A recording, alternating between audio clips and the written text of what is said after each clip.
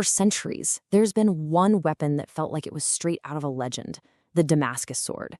It was an absolute icon of the medieval world, something to be feared and desired, famous for a combination of sharpness and strength that just seemed impossible. And you hear stories like this one and you realize these weren't just weapons, they were considered masterpieces. The secret was that beautiful, watery pattern you could see swirling across the blade's surface. That was its signature. But here's the thing, for generations, the knowledge of how to actually make that steel was completely lost. So what was the secret? Well, for the longest time, nobody knew. The art of forging these incredible blades just died out sometime in the 18th century, and all that was left were the legends and a really big scientific puzzle. But now, thanks to a mix of archaeology and modern science, we're finally figuring it out. And the answer is not at all where you'd expect. You see, here's the riddle. The swords were called Damascus swords because, well, they were famously crafted and sold in the great city of Damascus. But the smiths there, they weren't actually making the raw steel. They were importing these little ingots of it. The big question was, from where? And that question stumped historians for ages. To solve this mystery, we're not heading into the deserts of the Middle East. Instead, we have to travel across the Indian Ocean. We have to look south to an island nation that was famous for gems and spices, but was hiding a much, much more revolutionary industry. That's right. The answer is ancient Sri Lanka, which you might know from old Arab texts as Serendib. And believe me, recent discoveries there are completely rewriting the history books. It turns out this island was a metallurgical powerhouse, cranking out some of the highest quality steel in the ancient world, and doing it on an industrial scale. At sites like one called Samanalawewa, archaeologists found something that just blew their minds: the remains of enormous iron smelting operations built right into the hillsides. We're not talking about a couple of backyard forges. No, this was a massive industry that was thriving for over 400 years, all based on a really ingenious technology that nobody had ever seen before. So, the big question is, how on earth did they do it? How did they get their fires hot enough for high-quality steel without any modern gear? Well, the answer is brilliant. They didn't fight nature. They harnessed it. Specifically, they put the powerful seasonal monsoon winds to work. Here's how this incredible system worked. The furnaces were built on slopes facing west, right into the path of the strong monsoon winds.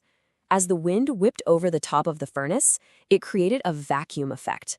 This sucked air through hidden clay pipes buried underground and blasted it right into the heart of the charcoal fire.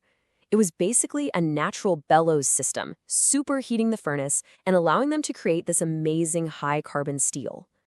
And the scale of this operation, it's just staggering. Researchers estimate that the Samanalawewa site, just that one site alone, was capable of producing around 10 tons of steel every single year. This wasn't a cottage industry. This was a major production center that was fueling a global trade network. But it wasn't just about how much steel they were making. It was about the kind of steel. And let me tell you, this Sri Lankan steel was special.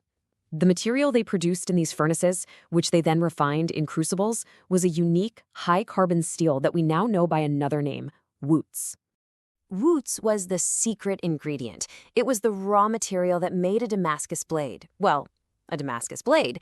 They made it by melting iron with carbon-rich materials inside a sealed clay pot. This created a steel ingot with a ton of carbon and a very unique internal crystal structure. And when a master smith forged it just right, that internal structure created the beautiful, watered pattern, which wasn't just for looks, it was proof of the blade's superior quality. I mean, just look at the difference here. It's not even a contest. Compared to the standard iron of the day, Wootz steel was on a completely different level. That high carbon content gave it incredible hardness and let it hold a razor-sharp edge like nothing else. It was a true technological marvel. Okay, so we've got this incredible high-tech material being churned out in Sri Lanka, and we've got these master swordsmiths in Damascus, thousands of miles away. So how do we connect the two? Well, through one of the busiest shipping lanes of the ancient world, the Indian Ocean trade routes. And the best part? We don't even have to guess about this connection. We have a written record, a kind of ancient receipt from a famous 9th century Arab scholar named Al-Kindi.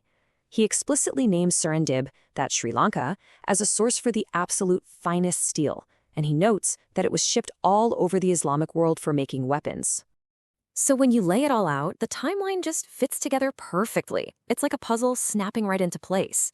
For hundreds of years, right at the peak of the early medieval period, these ingots of Sri Lankan Wootz steel were a hot commodity, traveling by ship to the workshops of Persia, Yemen, and of course, Damascus. And just like that, the mystery is solved. The secret ingredient of the world's most famous sword, it wasn't some lost magic spell or a secret quenching ritual.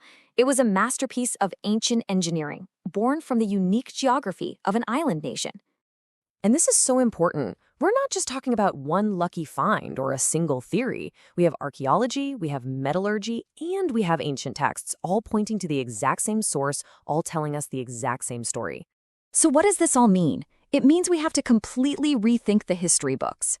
Ancient Sri Lanka wasn't just some island stop on the spice route.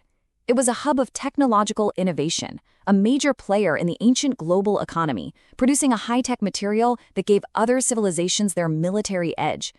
The finest swords in the medieval world were quite literally forged by the winds of Sri Lanka. And that leaves you with a final, kind of mind-blowing thought, doesn't it? This whole incredible wind-powered industry, it existed for centuries and then it was just lost, completely forgotten by history until now. It really makes you wonder, what other amazing technologies, what other secret histories are still out there, just hiding in plain sight?